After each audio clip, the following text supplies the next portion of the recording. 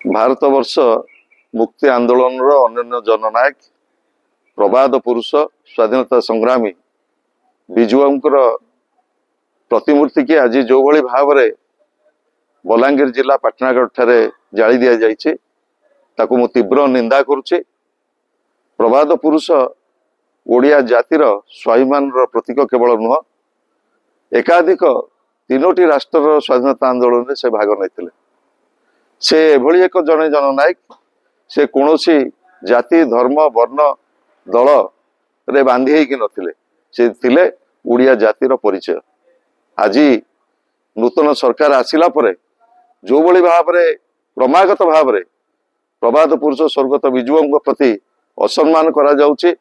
मार्च 5 तांकर जन्मदिन को पंचायत राज दिवस हिसाब से जो भली भाव में पालन करा जाउतला 3 दशक समय धरी ताकू मध्य नूतन सरकार परिवर्तन कर।